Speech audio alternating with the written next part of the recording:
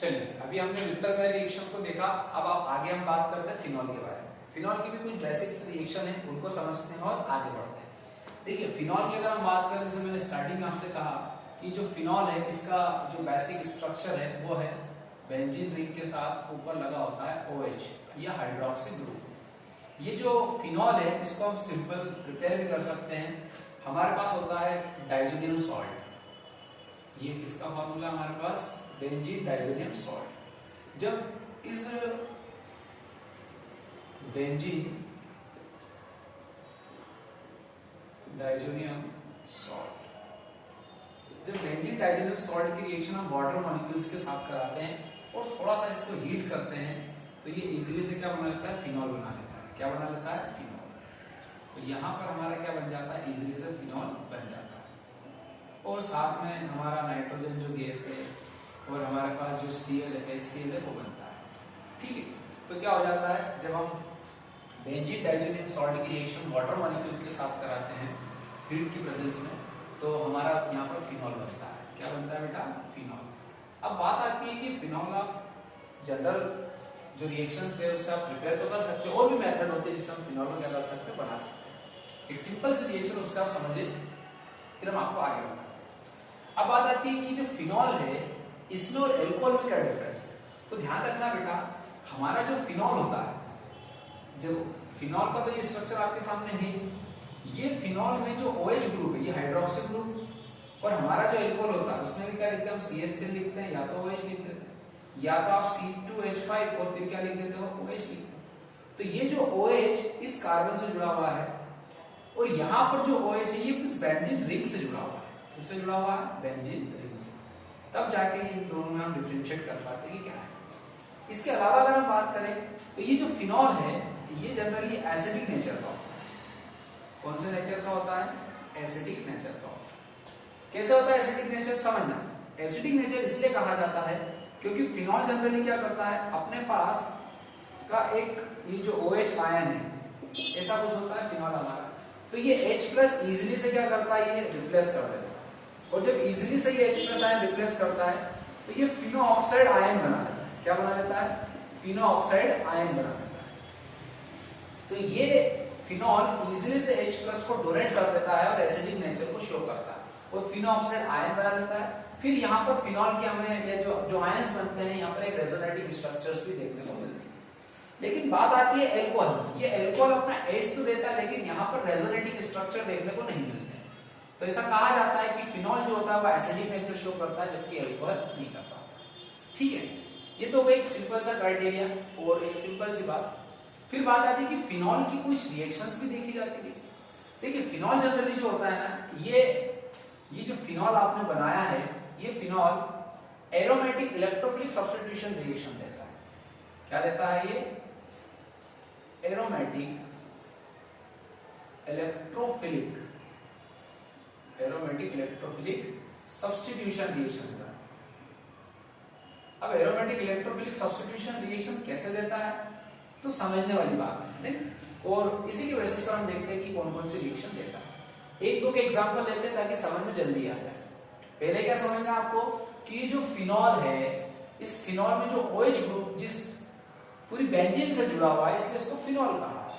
लेकिन अल्कोहल में क्या होता है, ये OH कुछ मिथाइल या इथाइल ग्रुप से जुड़ा हुआ रहता है। इसके अलावा अगर हम बात करें तो इस फिनॉल को कैसे बनाया जाता है, एक सिंपल से मेरे पास रिएक्शन है, मैंने यहाँ पर लिया बेंजीन डाइजोनियम सॉल्ट, या इसको आप बेंजीन डाइजोनियम क्लोराइड भी बोल सकते हैं। जो बेंजीन डाइजोनियम सॉल्ट की रिएक्शन आप वाटर मॉलिक्यूल्स के साथ कराते हो हीट की प्रेजेंस में तो आपको फिनॉल बनता है। और ये जो फिनॉल होता है, ये फिनॉल अब हमारे पास एक एसिडिक नेचर भी शो करता है।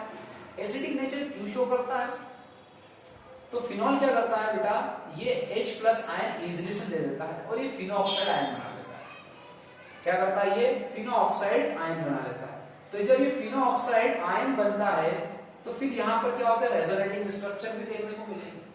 तो ये कैरेक्टर्स केवल फिनॉल के पास होते हैं, एल्कोहल के पास नहीं होते। इसीलिए कहा जाता है कि हमारा जो एल्कोहल है वो एसिडिक कैरेक्टर शो नहीं करता, फिनॉल जल्दी से करता है। इसी फिनॉल की और थोड़ी सी अगर हम बात करें तो ये जो फिनॉल होता है ये एरोमेटिक इलेक्ट्रोफिलिक सब्स्टिट्यूशन रिएक्शन देने का काम करता है। कौन सी रिएक्शन देता है? एरोमेटिक इलेक्ट्रोफिलिक सब्स्टिट्यूशन रिएक्शन देने का काम करता है। अब ये होती क्या है, तो चलिए देखते हैं कौन कौन सी रिएक्शन होती है। एक सिंपल सी रिएक्शन हम देखते हैं, हेलोजिनेशन। क्या देखते हैं? हेलोजिनेशन, जो एक एग्जांपल है हमारा एरोमेटिक इलेक्ट्रोफिलिक सब्स्टिट्यूशन रिएक्शन। अब कौन सी हेलोजिनेशन, इसको भी हम समझते हैं। देखिए पहले मुझे ये हटाना होगा, आप चाहो तो लिख लें इसको, ठीक है। चलिए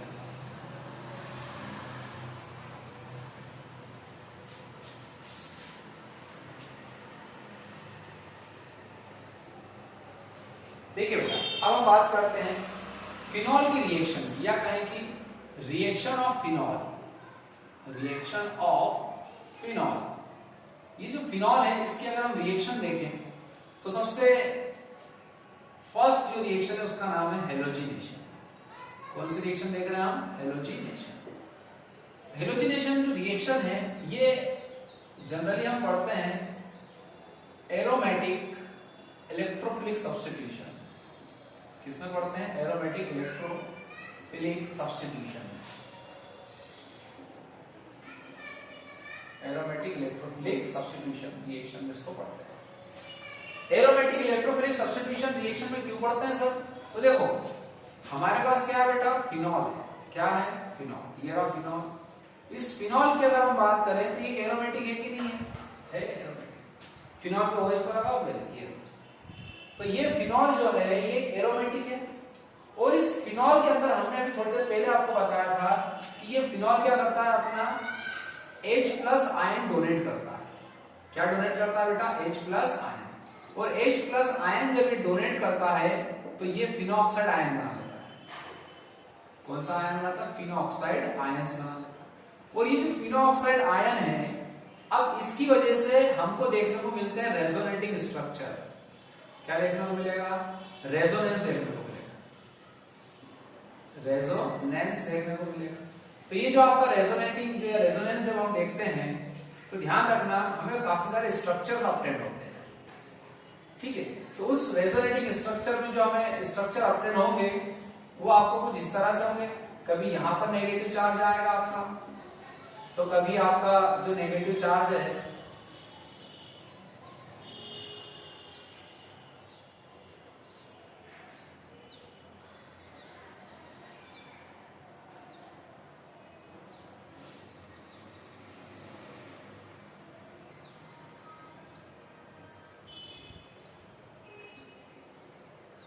ऐसा बना लेना, और कभी आपको ये नेगेटिव चार्ज कुछ इधर मिलेगा, यहाँ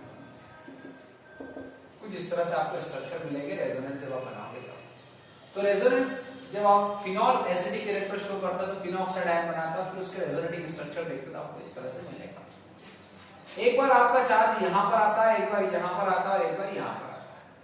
फिर हमने क्लास 11th में आपको याद होगा ये पढ़ा होगा आर्थो मेटा पैरा, ठीक है। मैं इसमें बता देता हूँ आर्थो मेटा पैरा, इसको हटा देता हूँ।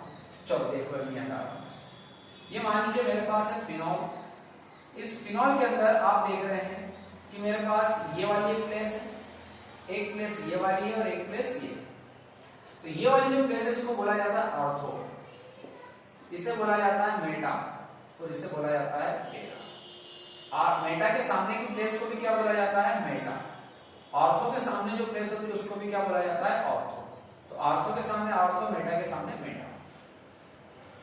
अब समझने वाली बात है कि जो फिनॉल में सॉरी इस बेंजीन रिंग के साथ जो OH लगा हुआ है, जब ये रेजोनेटिंग स्ट्रक्चर शो करेगा अपने इलेक्ट्रॉन इस रिंग को देगा तो हमारे पास तीन जगह चार्ज क्रिएट होंगे। एक तो ऑर्थो पे क्रिएट होगा बेटा, एक पैरा पे क्रिएट होगा और एक आर्थो पे क्रिएट होगा, ठीक है। तो यहाँ पर जो चार्ज क्रिएट हुआ है इसका मतलब यहाँ का एक अभी तो क्या इलेक्ट्रॉन डिलोकलाइज हो रहा है तो रेजोनेटिंग स्ट्रक्चर आपको मिल रहा है। जब हम एरोमेटिक इलेक्ट्रोफिलिक सब्स्टिट्यूशन रिएक्शन देखते हैं तो इन प्लेसेस से क्या करते हैं? हम हाइड्रोजन आयन को सब्स्टिट्यूट कर देते हैं। तो एरोमेटिक तो है, इलेक्ट्रोफाइल मतलब H+ आयन, उसको हम क्या करते हैं? सब्स्टिट्यूट करवाते हैं, तब जाके हमारे को देखने को मिलता है एरोमेटिक इलेक्ट्रोफिलिक सब्स्टिट्यूशन। क्या कहा मैंने? इस एरोमेटिक कंपाउंड में से मैं इलेक्ट्रोफाइल को क्या करा दूंगा? सब्स्टिट्यूट करा दूंगा। कहां से कराऊंगा मैं? तो या तो आर्थो से या तो पैरा से, ठीक है। आगे बढ़ते हैं, रिएक्शन को समझते हैं ताकि अपना काम आसानी से हो सके। रिएक्शन देखो क्या लिखा मैंने? हेलोजिनेशन। हेलोजिनेशन जनरली कोई भी हेलोजन आप ले सकते हो, X2 बोल सकते हो, कि सर हेलोजिनेशन का मतलब तो X2 होता है, लेकिन कौन सा हेलोजन? तो ध्यान रखना कोई सा भी हेलोजन आप ले सकते हो, फिर चाहे आप यहाँ पर क्लोरीन ले लें, फिर आप ब्रोमीन ले लें, या फिर आप आयोडीन ले लें। ठीक है, हम केवल क्लोरीन को लेते हैं और ब्रोमीन को लेते हैं। जब आप क्लोरीन लोगे तो उस रिएक्शन को हम क्लोरीनेशन के नाम से जानेंगे, क्या बोलेंगे उसको हम? क्लोरीनेशन। जब हम ब्रोमीन लेंगे तो उस रिएक्शन को हम ब्रोमोनेशन बोलेंगे, क्या बोलेंगे? ब्रोमोनेशन। तो दो रिएक्शन बन जाएगी हेलोजिनेशन की, देखे जाए तो क्लोरीनेशन और ब्रोमोनेशन। फिर आगे बढ़ते हैं, इसको हटाना होगा मुझे, हटा देते हैं। ये रहा फिनॉल। कौन सी रिएक्शन देखना हमारे को? तो सर हमारे को देखना क्लोरीनेशन। क्या देखना है? क्लोरीनेशन की हम बात करते हैं। देखो क्या लिया हमने? क्लोरीनेशन, क्योंकि हेलोजिनेशन का एग्जांपल, चलो हेलोजिनेशन समझ। ये आपने लिया हेलोजन, तो हेलोजिनेशन कहा? एरो पर आप ले लेंगे FeCl3 का सॉल्यूशन। क्या ले लेंगे? FeCl3 न्यूट्रल सॉल्यूशन है आपके पास। क्या ले लिया आपने? Neutral solution FeCl3। जब इस FeCl3 की रिएक्शन आप, या कहें कि इस FeCl3 जो सॉल्यूशन आपने लिया है, इसकी आप जब रिएक्शन देखते हो तो हेलोजन आपका फिनॉल के साथ रिएक्ट करता है। ये हेलोजन किससे रिएक्ट करेगा? फिनॉल से। तो ये हेलोजन जो है बेटा, इसमें दो चीजें हैं। एक तो इसके अंदर केटायन, मतलब एक प्लस और एक माइनस, दोनों आयंस मिले होते। ये जो आपका X2 है जो रिएजेंट है, इसमें आपको एक इलेक्ट्रोफाइल मिलेगा और एक न्यूक्लियोफाइल मिलेगा। इलेक्ट्रोफाइल और न्यूक्लियोफाइल का मतलब आप कुछ ऐसा समझ लीजिए कि हमारे पास जब दो X है, जब इनको हम अलग अलग करते हैं तो एक X पर प्लस होता है और एक X पर माइनस होता है। जिस पर प्लस होता है उसको हम इलेक्ट्रोफाइल बोलते हैं, और जिस पर माइनस होता है उसको हम न्यूक्लियोफाइल बोलते हैं। क्या बोलते हैं? न्यूक्लियोफाइल।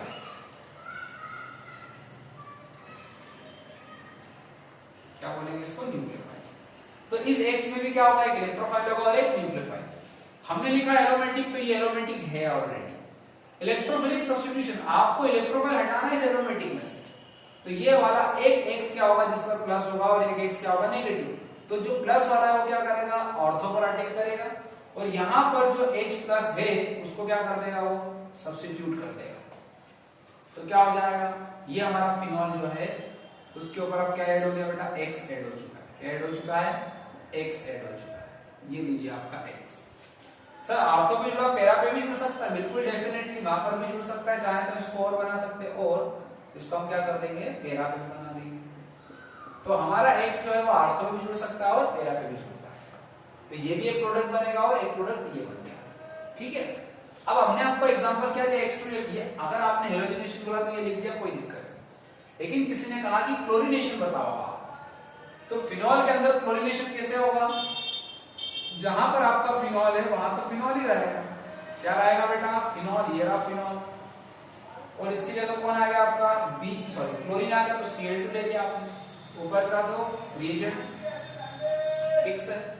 इसमें भी एक X क्या हो? एक Cl प्लस होगा और एक Cl माइनस होगा, मतलब एक इलेक्ट्रोफाइल होगा एक न्यूक्लियोफाइल। वो कहां अटैक करेगा? यहाँ। तो यहाँ से क्या बाहर निकलेगा? H प्लस निकाल दो, ये पॉजिटिव जाके अटैक करेगा। तो यहाँ पर क्या हो जाएगा आपका? ये लीजिए, और इधर भी क्या हो जाएगा? एक बार पैरा पे जोड़ देंगे हम। किस पे जोड़ देंगे बेटा? पैरा पे। तो ये हो गया आपका एक बार पैरा पे। इसी तरह से अगर वो ब्रोमिनेशन बोलते तो ब्रोमिनेशन में भी आप क्या करेंगे? फिनॉल बना देना पहले, और फिनॉल के साथ क्या कर देंगे आप? Br2 ले लेंगे। क्या ले लेंगे? Br। और ऊपर जो हमने लिया था वो तो सेम है, और इसको भी हम क्या करेंगे? कुछ इस तरह से ही आगे कंटिन्यू कर देंगे। जहां पर Cl था वहां पर अब Br आ जाएगा।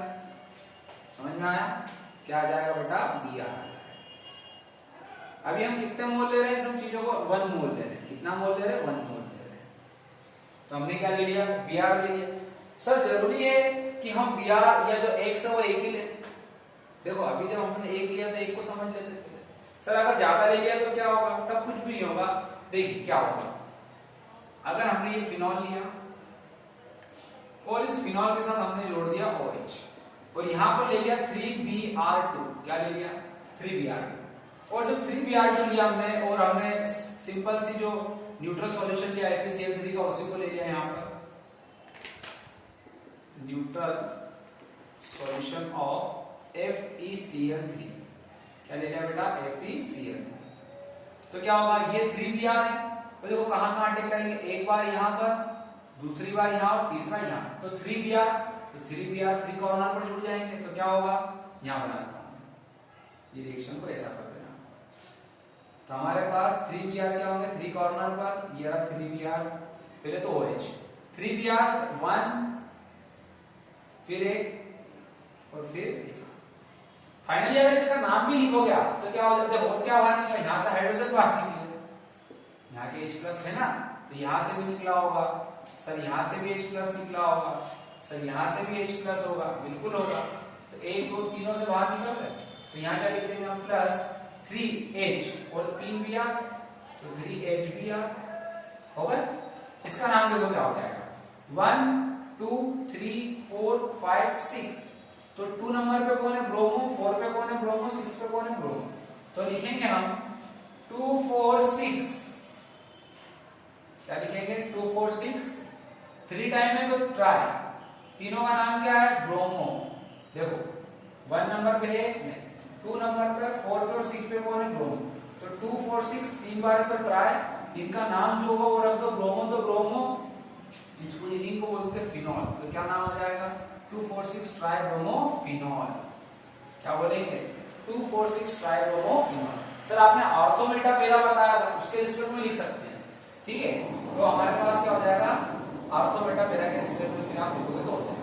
समझने वाली बात क्या है कि ये OH जो है इस पूरी रिंग से जुड़ा हुआ है तो इसको हमने क्या बोला फिनॉल और 2 नंबर 4 नंबर और 6 पे क्या जुड़ा हुआ है हमारे ब्रोमीन तो इसको हमने क्या बोला 2,4,6 ट्राइब्रोमोफिनॉल। तो इस तरह से हम फिनॉल क्या होता है और उसकी बेसिक रिएक्शन क्या होती है जिसको हमने बोला एरोमेटिक इलेक्ट्रोफिलिक सब्स्टिट्यूशन रिएक्शन जिसको हम आसानी से देखते हैं ठीक है। इसके अलावा एक और रिएक्शन है हमारे पास जिसको हम बोलते हैं रिमर डीमर पहले आप चाहो तो इसको लिख लो फिर मैं आपको आगे रिमर डीमर रिएक्शन बताऊंगा जल्दी से लिख लो इसको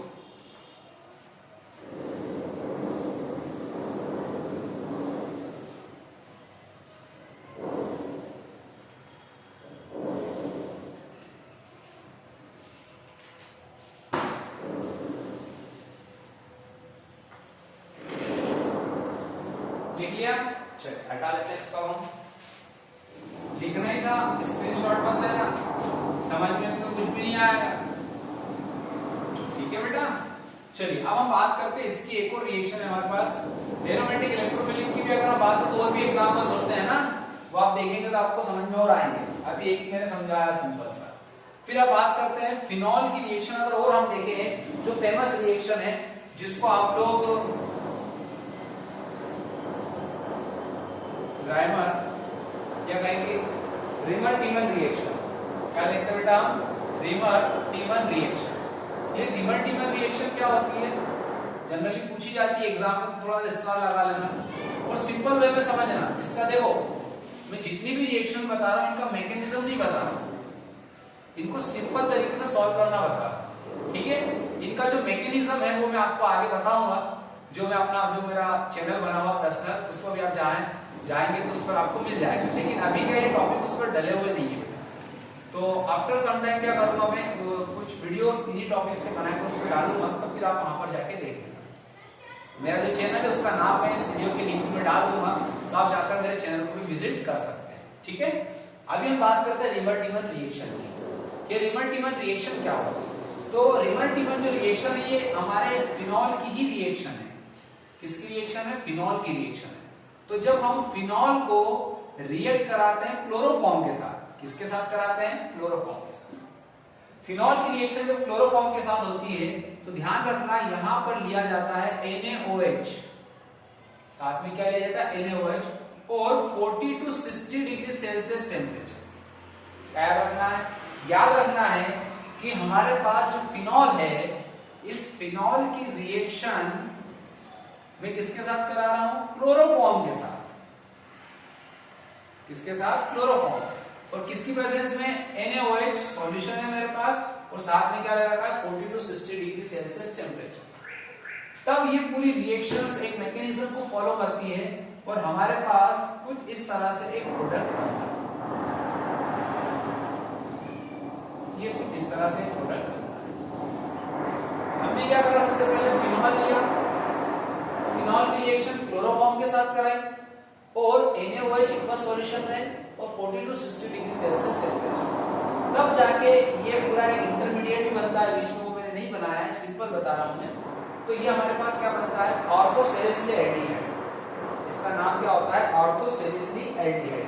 चाहे तो इसको हम ऑर्थो हाइड्रोक्सी बेंजील्डिहाइड बोल सकते हैं। देखो क्या बोल सकते हैं, ऑर्थो हाइड्रोक्सी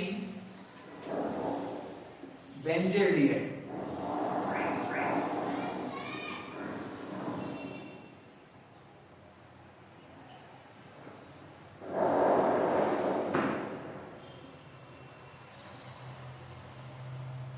ऑर्थो का मतलब कि ये अब आपकी पेरेंट चेन बन चुकी है, तो ये आपका जुड़ा हुआ ऑर्थो पे, तो ऑर्थो हाइड्रोक्सी बेंजीन, ये पूरा बेंजीन, ये क्या एल्डिहाइड, मतलब क्या बोला, ऑर्थो हाइड्रोक्सी बेंजीन एल्डिहाइड। क्या बोलेंगे इसको, ऑर्थो हाइड्रोक्सी बेंजीन एल्डिहाइड। दूसरा इसका नाम होता है सैलिसिल एल्डिहाइड, तो वो भी हम इसको बोल सकते हैं। ठीक है, तो ऑर्थो क्यों बोला, क्योंकि ये OH जो है ये हमारे ऑर्थो प्लेस में जुड़ा हुआ है। कहां पे जुड़ा हुआ है, ऑर्थो प्लेस पे जुड़ा हुआ है, इस वजह से। ठीक है, तो इस तरह से अगर हम रिवर्टिबल रिएक्शन की बात करें बेटा, तो क्या होगा, जो फिनॉल की रिएक्शन हम क्लोरोफॉर्म के साथ कराते हैं NaOH सॉल्यूशन और 40 to 60 डिग्री सेल्सियस टेंपरेचर पर, तो हमारे पास ऑर्थो हाइड्रोक्सी बेंजील्डिहाइड ऑप्टेड होता है, या कहें कि सैलिसिल एल्डिहाइड भी आपको ऑप्टेड है। इसके अलावा हमारे पास एक रिएक्शन है जिसका नाम है ईथर। जैसे देखो ईथर की रिएक्शन की बात कर लो सर, तो देखो ईथर क्या होता है, हमने जैसे कि आपको थोड़ी देर पहले बताया, कुछ ऐसे ही होता है ईथर, ROR। तो ये जो ईथर है आपका, इस ईथर की अगर हम रिएक्शन की बात करें तो हमने यहाँ पर ले लिया C2H5 और OH, इथाइल अल्कोहल है, और इसकी रिएक्शन हम किसके साथ कराते हैं, इसकी रिएक्शन जब हम सिंपल रिएक्शन कराते हैं, इसकी रिएक्शन हम H2SO4 के साथ, इसके साथ कराते हैं H2SO4 के साथ। तो ये हम 2 मोल जब हम C2H5 OH लेते हैं, तब जाके हमारे पास क्या बनता है, हमारे पास ईथर बनता है। क्या बनता है, C2H5O और C2H5O, ये हमारे पास क्या बन जाता है, ईथर बन जाता है। और बाकी हमारे पास एक H2O वाटर मॉलिक्यूल्स बाहर निकलता है एज अ बाय प्रोडक्ट, को हम नहीं लिखेंगे। सिंपल सा याद रखना है कि ईथर बनाने के लिए आपको 2 मोल इथाइल अल्कोहल की जरूरत है, H2SO4 एसिडिक मीडियम में आप रिएक्ट करा दोगे तो हमारे पास क्या बन जाएगा, ईथर इजीली से ऑब्टेन हो जाता है। इसको आप चाहो तो विलियमसन सिंथेसिस से भी बना सकते हो, हमारे पास एक प्रैक्टिकल मेथड भी है जिससे आप इसको बनाते हो। तो सिलेबस में देख लेना विलियमसन सिंथेसिस, जिससे हम क्या करते हैं, ईथर को बनाते हैं। तो इस तरह से हम एल्कोहल, फिनॉल और ईथर की बेसिक रिएक्शंस की बात करते हैं और इनका